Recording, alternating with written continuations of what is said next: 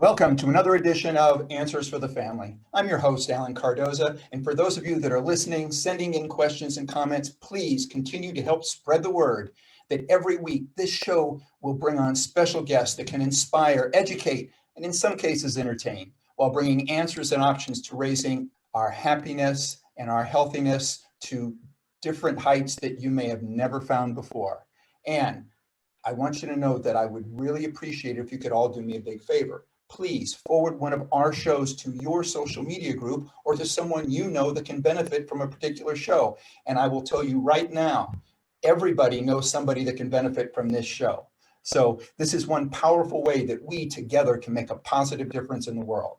Now, Answers for the Family will address many ways of creating greater health, happiness, and blessings for you and your family. We will introduce you to top professionals and talented authors who are all working to make this world a better place for all of us. Now, before we get to our guests, I've got a special thank you to go out to all of you that take your precious time to listen to this show, and especially those that send in questions, comments, and suggestions. Please remember, this show exists for you. Now, I'm very, very grateful and so happy to have our guests today. And I'll just start with, Mark Victor Hansen has soothed millions of souls through his Chicken Soup for the Soul series. Now, Mark and his beloved wife, Dwyer Hansen, have created the most compelling book of this decade with Ask. Now, you may ask, what has Chicken Soup for the Soul book series and brand done? Well, for one, it's set world records with book sales with over 500 million sold. So think about that for a moment. So Crystal is one of the leading success and wellness coaches in the country. She practices in Newport Beach, California, and Scottsdale, Arizona. She's an entrepreneur, certified life coach, and wellness nutrition expert whose personal coaching, speaking, CDs, and video programs, books, and articles have all helped people do great things all over the world. Now, for Mark, having spoke to over 6,000 audiences worldwide, he has captured his audience's attention as well as their hearts. His credentials include a lifetime of entrepreneurial success, alternative energy pursuits, in addition to, oops, I just lost something here. In addition to being a prolific writer with many popular books, such as Power of Focus, The Aladdin Factor, Dare to Win, 1 Minute Millionaire, to name just a few. His energy and exuberance, his travels are still incredible.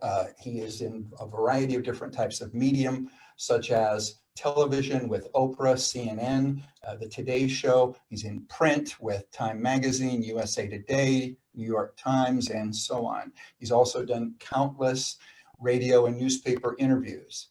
So all I can tell you, folks, is that we have a couple of people here who have dedicated their life at the pursuit of making all of our lives better. So please join me in welcoming Mark and Crystal Hansen to the show. Alan, it's our great pleasure to be here, and I'm so thankful that my mother wrote that. Yeah, and she was so easy to talk to and everything. It was great. So now I know you guys are you're on like a worldwide tour, which has become a Zoom tour, but right. I've talked a little bit about, obviously you've done 1 million books and stuff. With all the different things that both of you have done, why ask? There's so many different directions that people could go with a book. Why ask? Well, Crystal and I have traveled literally around the world, 80 countries, and we've met great people. I mean, we've been with you a few times, and we love all the people we've met, and they're talented, they're well-educated, they're professionals, they're likable. But the difference between the people that succeed a little bit and people that succeed vastly is one thing and one thing only, and that is ask. And so what we said is, wow, if that's true, what is the discernment? And the discernment we've discovered, Alan, is they are master askers. And what happens is we said, we put it as the title of the book, Ask, exclamation mark. We were astounded that nobody had ever tried to write to this, because everyone knows the line, ask and you shall receive, but no one's ever gone deep to teach you how to do it in an omni-effective way. And so we did a subtitle that says, The Bridge from Your Dreams, and all of us have a lot of dreams, to your destiny. And we believe, especially during these times where we've been in government-imposed lockdown for 8 billion of us around the planet, people need to know how to ask. They need to come back to understanding they've got a destiny, because so many people are afraid and shut down and stifled. And we'll cover all that with you as we go through this. But it is time to find your destiny, discover it, and then manifest it. And I think the timing is absolutely perfect. It seems like such a simple thing. Why, as humans, do we have roadblocks against asking? Well, exactly. In the research we did, Alan, we found that there are 7 roadblocks that people have to asking. Asking seems to be such a hard thing for people. And it doesn't start out that way. You know, as children, we're all expert askers. We ask what, when, where, why. We want more, more, more. We just keep asking. And then over time, studies have been done that show that we literally, our ability to ask gets shut out of us because, you know, our parents shut us down. Okay, enough, stop asking. You know, we go to school, you're told to, you know, only ask if you get called upon. You go to the military, you're told to submit to authority, don't ask questions, or in your jobs. I mean, there are some companies now that are really good at getting, you know, employee feedback and really bringing employees into the process. But in most situations, you know, you're so often you're just told to submit to authority, or we've been rejected. That's part of it. A lot of people are rejected, but we found there are 7 roadblocks to asking, and those are unworthiness, doubt, pattern paralysis, naivete, just not really knowing what's out there and available for you, you know, and just disconnection. And that's probably one of the saddest ones for me, is that a lot of people, just because life has shut them down, they've had a few defeats, they really become disconnected from the dreams in their hearts. And so they stop asking. And that's why we wrote the book, because we want to rekindle that desire, and we want to rekindle an awakening that if you just start to implement this simple tool that we were all born with, but it might have gotten shut down, you will start to see your life unfold dramatically, because, you know, question by question, answer by answer, you're going to start to receive ideas, illumination, solutions, a plan to something different. And in that way, you start to see your life opening up. And it literally does become this bridge from the dreams that are sometimes locked in our hearts to our ultimate destiny. And it's such a beautiful journey if we're willing to look at this, look at the opportunity, and take the journey. I love that. Now, let me ask a question for both of you. Why don't you each, if you could give me your favorite tool to become a really good asker? Well, I say that you got to ASK to GET, and I really learned it when I was 9 years old. I desperately want a low handlebar racing bicycles in 1957 before they came into the United States. I saw them, and I was beating on my lovely immigrant parents who were superb, but I didn't quite get that. They didn't have the money to buy. Today, a Trek bike is like $7,000, Oh, yeah. and I obviously wanted the best, and they didn't have it. It wasn't in the cards. So I finally am a Boy Scout, and I said, Dad, I think this thing says I can sell greeting cards on consignment. The big word means they give them to me, I sell them, and then we send in half the money. If you'll write a check, I could do that. Because he taught free enterprise means more enterprising you are, the freer you are. So I said, wow, I could earn this. So I started selling greeting cards, and the snow is deep. I'm outside of Chicago in a city called Waukegan, Illinois, a little blue collar city. I went up to all the lovely, you know, like my wife equivalently, and I'd say, I'm burning my own bicycle. Would you like to invest in 1 box of Christmas cards or 2? Well, I sold 376 boxes of Christmas cards in 1 month, sold the most, became #1 greeting card salesman in America.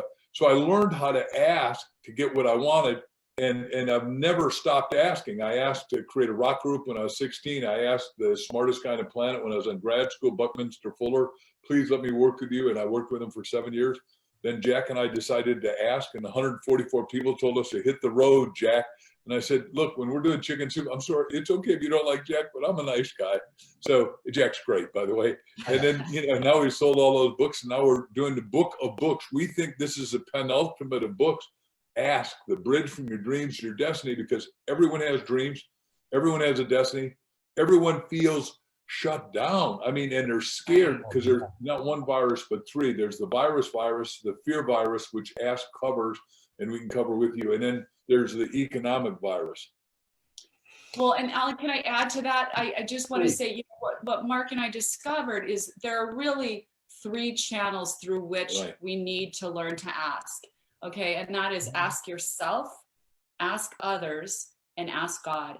And we learned through all of the research we've done through all the interviews we did that each of those channels is equally important. And, you know, starting with that journey of asking yourself, because oftentimes we're racing through life. We're just, you know, just kind of, it feels like life is kind of happening out there somewhere and coming at us. And we're just trying to keep the balls up in the air and kind of ducking and dodging. But really, life is truly created. As a transformational life coach and clinical hypnotherapist, this is what I teach my clients. Your life experience is created from the inside out. And so that first part of the asking journey, ask yourself, is one of the most important things you will do in this life to create the life of your dreams. So when things aren't going the way you want to, it is time to stop everything, sit down with yourself for 15 minutes a day or even 10 minutes a day and start asking yourself those questions. And as you start asking yourself, these answers start to become revealed to you. And it's quite profound. In fact, the research we did for this book showed that when you start to ask yourself a question, a different part of your mind goes to work for you. And it's the part of your mind that does critical thinking. Mm-hmm. So immediately when we start asking ourselves questions, a different part of our brain lights up and becomes a resource for us. But the problem is most people don't even take the time for that self-examination of their lives.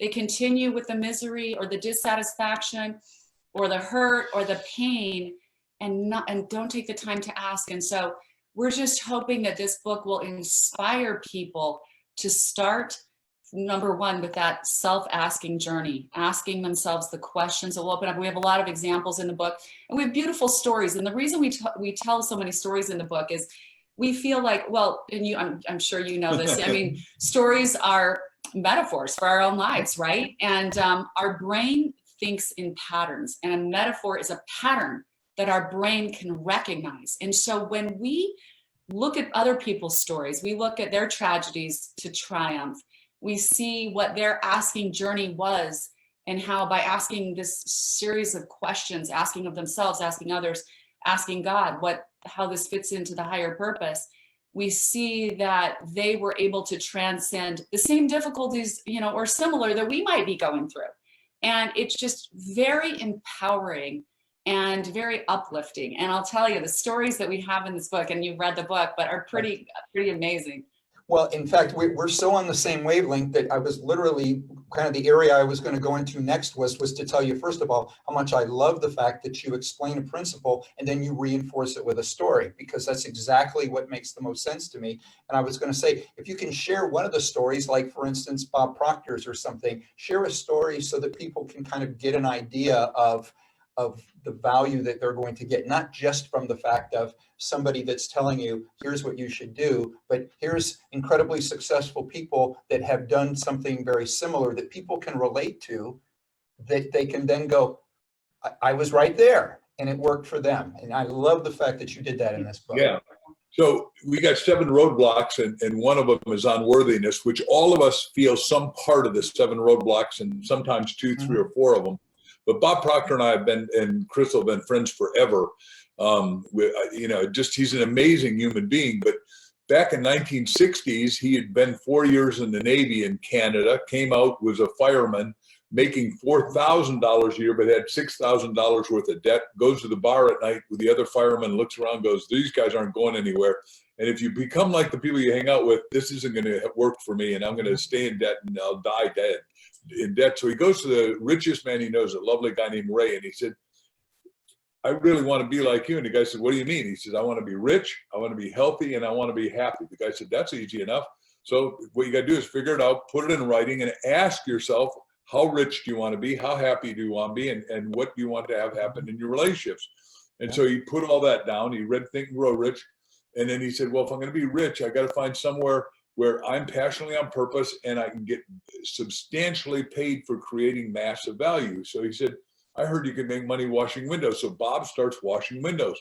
Well, he washes so many that he passes out on the streets of Toronto, Canada. He's a Canadian, and he's asking himself, what am I going to do? And the police are there and the first responders are around him, and they ask him and they say, Bob, do you need to go to the hospital? He said, no, I got to just go home and rest. I'm exhausted. I'm working too hard. Goes home and he's laying in bed and he asked himself, wait a second. If I can't wash all the windows, I don't want to wash any of the windows. I'll just become a manager. And now he goes from making 25 grand. He went, remember, he was 6 grand in debt. Now he's 25 grand a month. Within a year, he's making $1 million a year. Within 2 years, he's making $1 million a month. And he owns window cleaning in Toronto and Montreal and Atlanta, Georgia, and London, England. And he's blowing and going. And all of a sudden people said, would you teach us how to do that? And he's, becomes a student of self-help action books and tapes, which is the industry he and I are in. And we've owned 2 companies together. And now he says, look, I want to affect 1 billion people around the world during my lifetime. And we interviewed him. So he's come from unworthiness to total worthiness by asking himself, asking others, and asking God. He is one of the most profoundly wise spiritual people in the planet. When we asked him, what about these times? He said, look, spirit is always alive. Spirit knows what it's doing, and it will resurrect and correct the mishaps that are happening. That's pretty close to what he said. One of the things you talk about also in the book is sometimes it's the size or quality of the question that makes the biggest difference. Give us an example of that, because I know that right now we've got a lot of people sitting at home, they're looking for a new job. What's that big question that they need to be asking themselves that's going to take them to that next step? Well, I think when we're talking about asking ourselves, one of the first things we need to start with is, what am I best at? Because it's really important to really understand what you're good at, because part of, achieving your dreams is really figuring out how you can contribute value in the ways that you are best at, how you can create value, and how you can receive the capital value in return for what you're giving. So what am I best at is really important. It's a simple but profound question. And a lot of times we just go through life and we never ask ourselves these questions. We just get in the flow of life and keep going in a miserable way. So what am I best at is really, really important. And then what makes me feel passionate? What makes me feel alive, that I'm really contributing or I'm really enjoying what I'm doing? Because sometimes you can be good at something and really not like it. And that's not usually going to become the greatest path to your destiny. Like I could say, well, I'm pretty good. I'm good at bookkeeping, but I'll tell you what, I don't like it at all. So if I pursue a career in bookkeeping, I'm going to be really unhappy. So those 2 things have to come together, where there's a certain amount of passion and purpose behind what you're doing. And so it's those 2 things coming together that's magical. Now, Jen, my bookkeeper, she loves bookkeeping. Right. She loves the puzzle of taking people's businesses. She feels like she's a part of everyone's business. She can help, she can contribute. She loves bookkeeping and she's good at it. So that's her best, that's her journey, and it's wonderful for her. But combining those two questions together is so important. And then you got to create massive value that you're going to get paid substantially for. Okay. And it's funny, as Crystal, as you were saying that, I thought of a great story that John Maxwell tells about the fact that he was terrible at math. And I believe you guys know John, but very well. Yeah, we're best friends. Right. And when I met him, it was one of the greatest stories. Math is not my strong suit either, but he said that in school, he was horrible at math, but he was great at a lot of other things. And so they kept increasing the amount of time that he would spend doing math, thinking that he should get better at that. And finally, he said, when he got out of high school and got in college, and they said, well, you need to do all of these math things. And he said, no, I don't. He said, I'm really good at all of these other things, and I'm going to make so much money that I'll hire somebody to count my money. Right. I love that story. I love that story. That's such a good distinction. Like, that's why you need to ask. And that's why Dr. Maxwell always says you can take this to the bank. Yeah. Is great line. I mean, I've heard Johnny say that 100 times. Matter of fact, we're doing a giant seminar with him right now. So it's a virtual seminar. So we could not be closer. He is also, in case you didn't know it, a Horatio Alger Award winner, and he's an amazing human being. Yeah. I've followed him for some time and love what he's doing out there.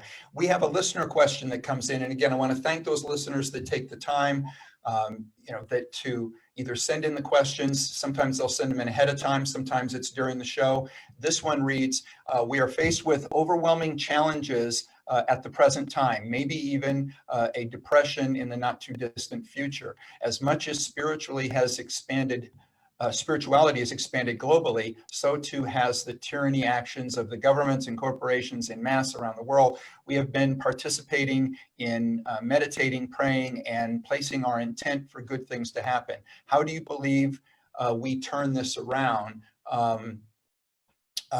We will. Well, there's some spelling issues here. we will. We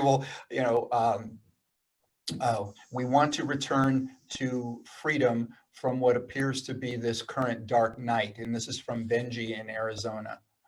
Wow, I really love that question because boy, oh boy, in times of crisis, we learn so much. If it's a personal crisis, we learn so much about ourselves. We learn so much about what to do, what not to do. Well, in this crisis, the same thing is happening.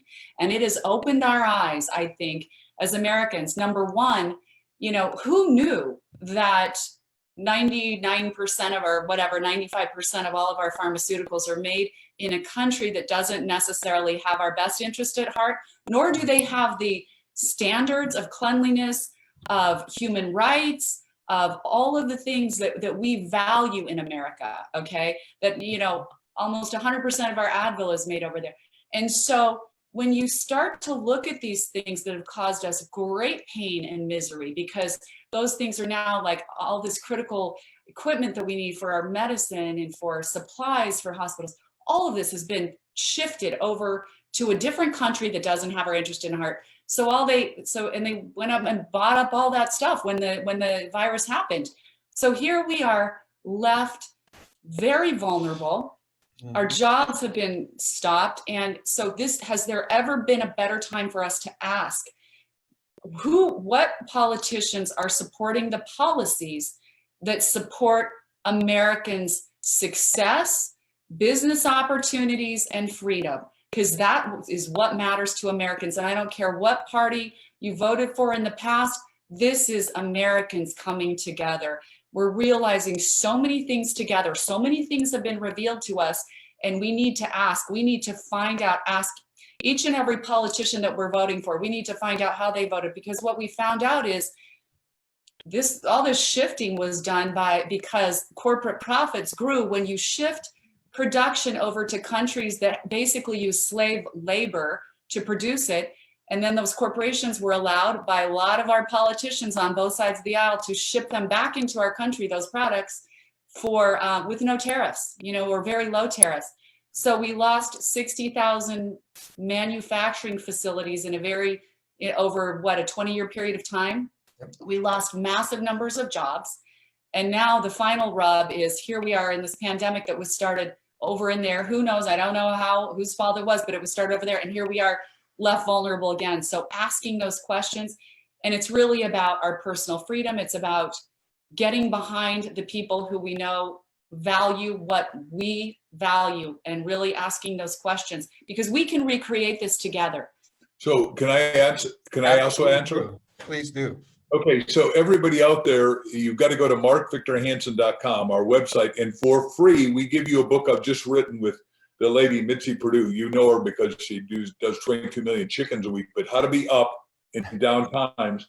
And what we're saying, and you know this, Alan, is that I'm talking about we're going to do in America alone in the next 10 years from 2020 to 2030, we're going to do 50, not billion, but 50 trillion. And just one of the companies I'll tell you is a company called QCI. The guy spent $300 million in Michigan, which is another state that's shut down by somebody not running it right as far as I'm concerned. But he's got the way to take all trash. Everybody creates 5 pounds of garbage a day, and we have 10,000 landfills full right now. We've got to take care of this, and he's able to take every atom and every molecule, take metal to metal, glass to glass, plastic to plastic. That's critical to save the oceans again, water to water. So we've got abundant resources, and his company alone, once we open up America again, is going to employ 22 million. Now, 30 million are unemployed now that'll never get a job again. And his company says, look, we'll hire all of them because once we're open, but they won't let Michigan open, so we can do this. So we're in right? You and I in high school read the same book. It's the best of times and the worst of times. It's the worst of times if you start believing and watch too much radio and TV. It's the best of times if you listen to podcasts like this and open your mind, reboot, reinvent, rethink, reinvigorate yourself, and listen to people. No more news than 15 minutes a day. The average American today is listening 2.5 hours a day, and it's just spoiling their mind. It's making them despondent, disconsolate, distressed. Yeah. Well, and you bring up a great point. And for some of the people that have listened to the show, they know that I've referred to the country of Bhutan numerous times because of the fact that they have gross national happiness rather than gross national product and a variety of other things. So can I correct one thing, because I just want, that product was just made, and so it's not, the box to click on is not quite up yet. So if you want that free ebook, just email us at reception@markvictorhansen.com, reception@markvictorhansen.com. Just tell us you want that free ebook and we'll get it to you. And the link will be up soon, but I didn't want everybody to go to Mark's website and be disappointed that they don't see the link. Just go to reception@markvictorhansen.com. You'll get the free ebook. By the way, I do stuff so quick that I apologize. My techies aren't as quick as I am sometimes. I have that same problem.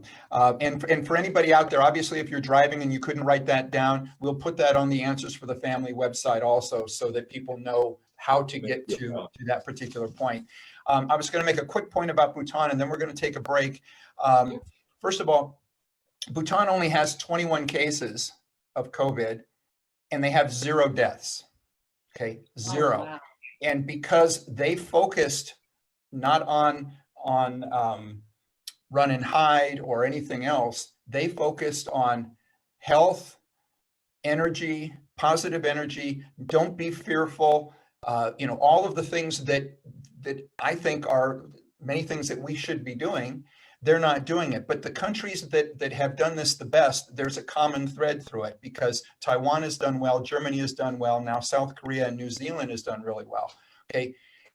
They do not have the news service that we have. They do not allow 24-hour fear mongering being put out there. And they're telling people, take care of your immune system. Be healthy. If you're a healthy person, go out there. Yes, wear a mask so you don't sneeze on somebody or whatever, but go out there, work.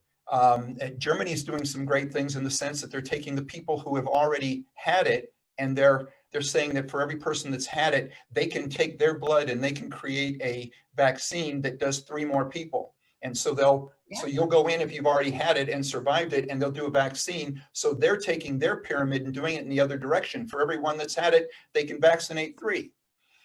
There's so many good things out there, but we have to be able to, first of all, listen, and then ask, what are other people doing out there that we can do to help? So, I'm so excited about having you guys here and all of the different ways in which what you're doing and what this book can do to help.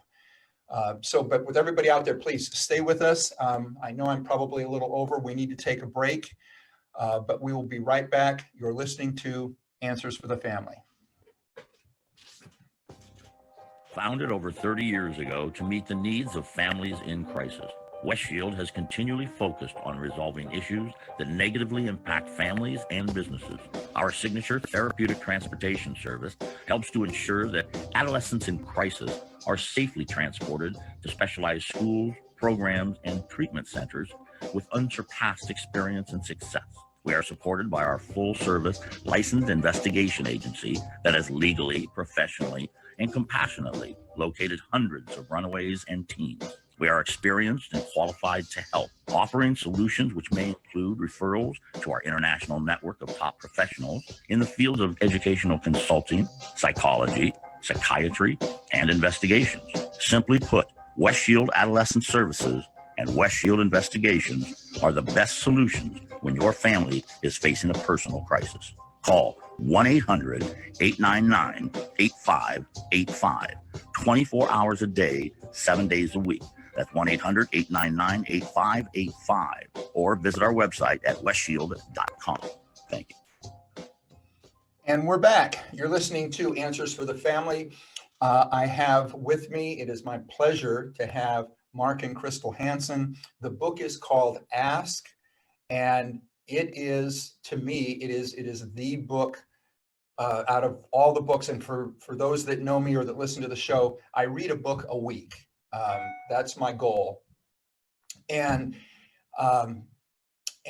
this is, and obviously I don't talk about a book every week. This is the book that I think everybody should have. And I'm so convinced about it. And I want you to know, I was listening to the news or whatever, this morning, and the government was talking about another stimulus package. Well, I personally like the old saying that says, give a man to fish and feed him for a day, teach him to fish and feed him for a lifetime.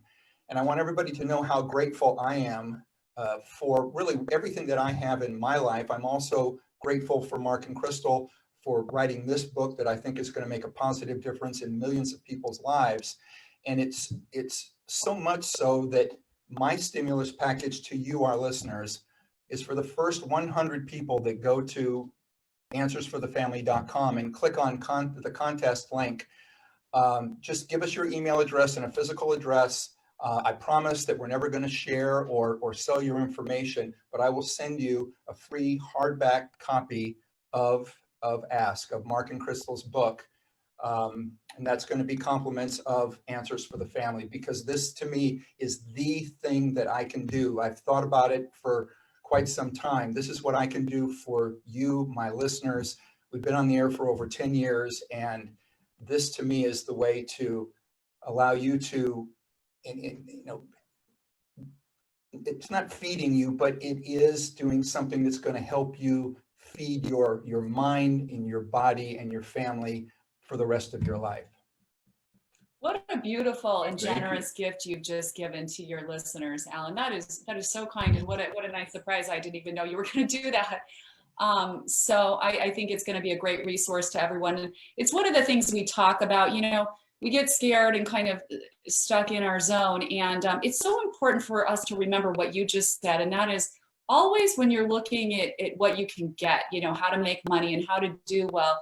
If you start focusing on the value you give, it's amazing how quickly that will expand for you, because it is so important when you're looking at like the science of getting rich, that you're just not asking what's in it for you, right. That you're always remembering to make it a complete circle and saying, am I giving my greatest self? It doesn't matter if what you're doing, whatever job. In fact, my daughter is a school teacher, and she is so in love with the janitor at her school, because she said, Mom, this guy cares so much about not just us, but the children. And so those teachers need all these resources. And he will come in and build special things for them and do all these extra things. Well, guess what? The teachers constantly are giving him, certificates to nice restaurants, and even the parents are supporting him. And so his wealth expands all the time, not because he's really looking for that, but he's just looking for ways to bring more value to his job. And if we all did that, sort of like what you just did, always focus on the value you're bringing, whether it's your heart, soul, whatever you're doing, make sure it's sincere, that kind of sincere, beautiful value. I did want to tell a little story about one of my favorite things, because we talked about asking yourself, and now I wanted to talk a little bit about asking others, because that's a hard thing for people to do. And we all in this lifetime need to rely on others. We are each other's greatest resource. And it's important for us to be comfortable asking people. And the research we did on this book shows that people are afraid to ask people for other things. They go in with the perception that people are either going to think they're stupid, uninformed, that they don't know what they're doing, they're ignorant, or they're just needy or greedy. And none of those things really is true. The research shows that if you are willing to ask someone to do something for you, they're 80% more likely to do it for you. We can't just sit back and think things are going to happen for us. And one of the stories I love in the book is about a woman named Lynn Marquis, who decided as a young woman to go into the nonprofit sector. And she decided that she wanted to create this amazing camp for children, and where, underprivileged children could go and spend their summer at this camp, because they don't often have options. And her heart and soul was behind this thing so much. Well, she finally got a meeting with one of the wealthiest women in her city who controlled this big family trust. And she was so nervous to ask her. She was going to ask her to sponsor one of the children for an entire summer. So she said by the time she got to the meeting, she was so nervous, she could hardly talk. She was stuttering. And she said, finally said, I'm just going to admit, I'm really nervous to talk to you right now. And the woman put her at ease. She was so kind about it. So she explained what the kids needed and what she needed. And she said, the woman asked her, and how much is that going to cost? She said, well, I'd like to get $5,000 for you, for a child. And she said, the woman answered and said, but I mean, how many children do you want to go to this camp? And she gave her the entire number. The woman said, okay, I'll underwrite all of the children. And wow. She was just stunned. And she said she was so stunned. She didn't even have any idea what that number would be. She said, do you have a calculator? The woman said, so tell me how much that will be. And Lynn said, do you have a calculator? I'm not even sure. I didn't even think about that. But the fact that she was very scared to ask, but sometimes we have to rely on courage through our fear. It's not necessarily that we're always going to get over the fear, but if we can plow through with some courage, like Lynn did, you might be so surprised at how your question is answered or how your request is granted. And especially when you come at it with heart and soul and this sense of providing value, whatever it is in any situation. One of the things I got out of that story was that there was an authenticity to her nervousness and such. And I think that probably is also really important, because I think you can get to a point to where if it's too easy, I think the person on the other side is like, wow, they're way too polished at this. And so I think that for those of us that we're used to fending for ourselves and stuff, if that authenticity comes out, I think there's a balance somewhere where it works best. Absolutely. So anyway, we've got another question. I was just checking over here with the time and stuff. So this one reads, I am such a great fan of your work and was so excited to see that you were going to appear on Ellen's show. My question is, what do you think the future holds for our youth? I have 2 grandchildren who are 15 and 17, and holding a conversation with them is almost impossible because in their view, we're just old folks with no concept of the advanced technology that the world now provides us. I ordered your book and really hope that you have some inspiration on how we can bridge the gap between us and the younger generation. With warm regards, this is from Harlan in New Jersey. Wonderful. Well, first of all, thank you, Harlan, for liking our work. And I want to offer not only a thank you for getting Ask, and I want you to look at Ask and have your grandkids read it to you. And by the way, just so you know, we got 5 kids in our blended family and 6 grandkids, and we'll probably end up with 12. So we love all of them, and we're excited about them. And we have, for the little ones, we have sleepovers for the ones in Arizona where we live. And answer your question, what we learned with Chicken Soup for the Teenage Soul, which sold 19 million the first year, and I say that once we get out with Ask, who knows, this might eclipse that. I hope so. We said, don't you let you read it to the teenager read it to you, because what it does, it opens up the heart energy and it unzips it, and then they start telling the story. And we learned that with a psychiatrist too. Psychiatrists are taught a great question. Well, if you didn't know what you want, what would you want? It doesn't work when somebody's shut down, scared, or is a techie and spending their full time on a screen. And we're saying people have too much screen time. And that's why if you have the kid read the Ask book, one of the stories, whether it's like one we did at Bob Proctor or better yet, Jim Stovall, that will open their heart energy. They'll start pouring out stories at levels you can't believe. Now, if you can get 2 teenagers together, them and their best friend, it works immensely better. And I can guarantee that it will work. But have them read it to you. Don't you read it to them. And I, by the way, I love that approach. And it's interesting that you brought that book up, because that one came out a long time ago. And long before we ever met, I had purchased a stack of those because I would have my employees give it to the young people that were taking to specialized programs, because they're on an airplane sometimes for 5 hours.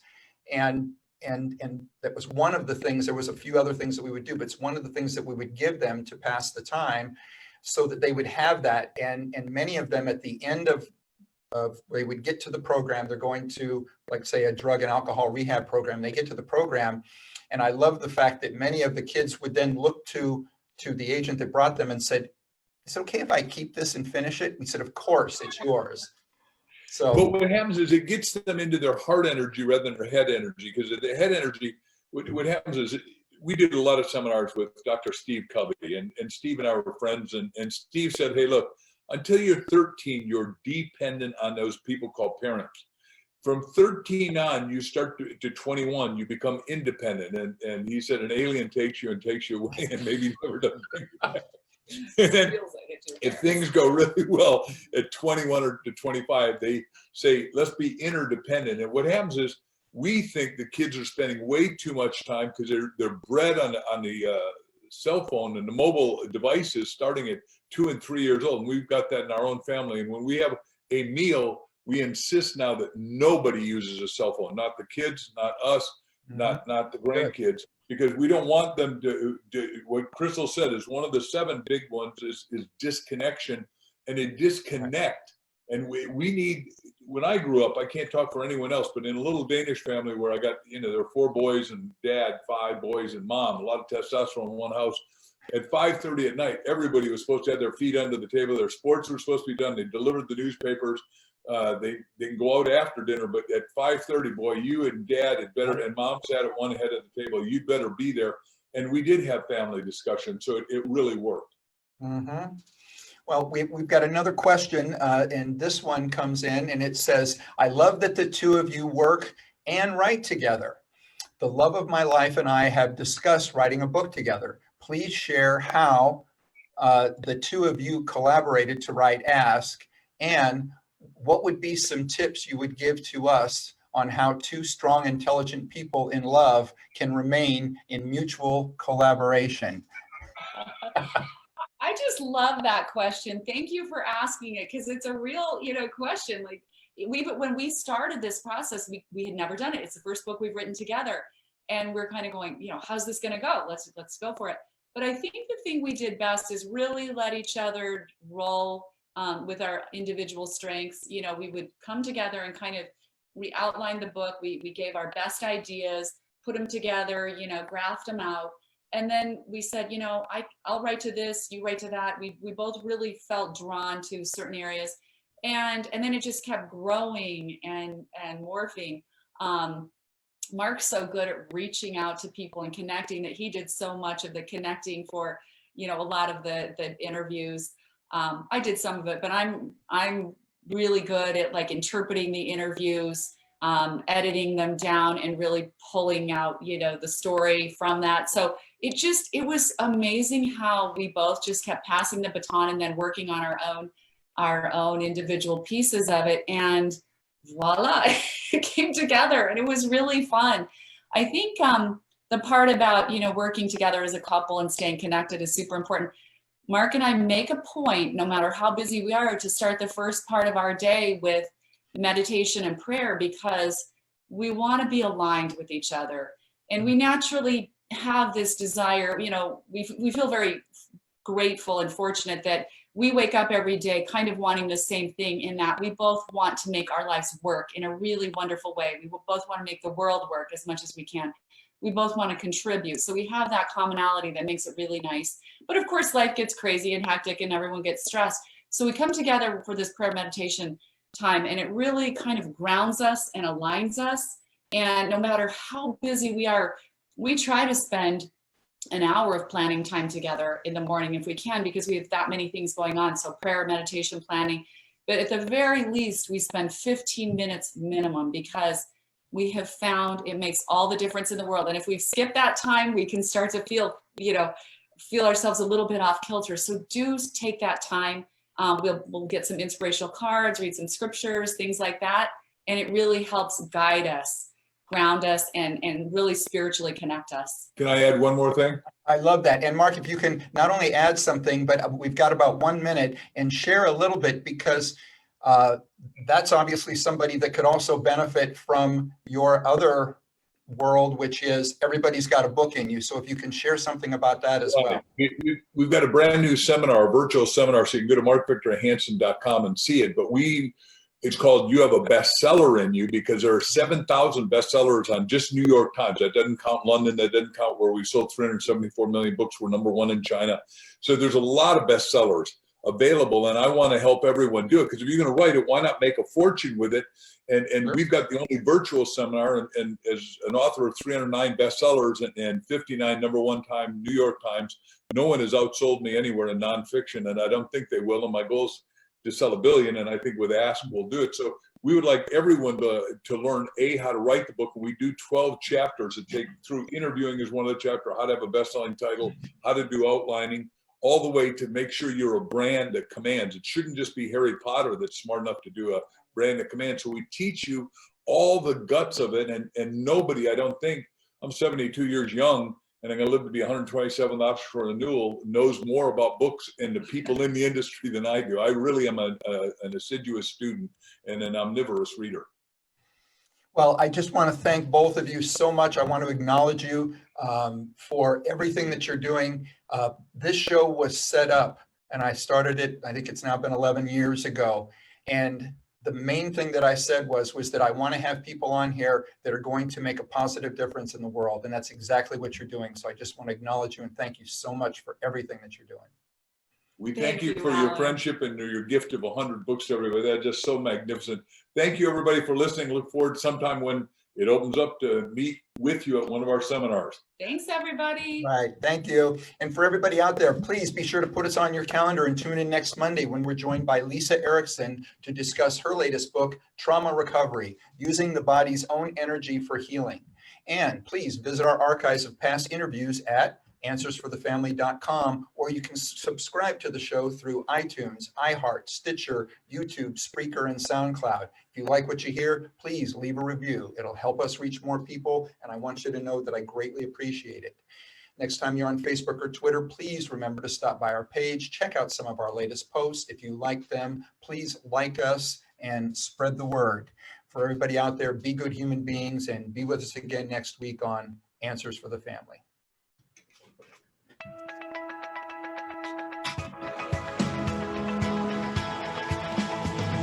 You're listening to Answers for the Family with Alan Cardoza, right here on LA Talk Radio.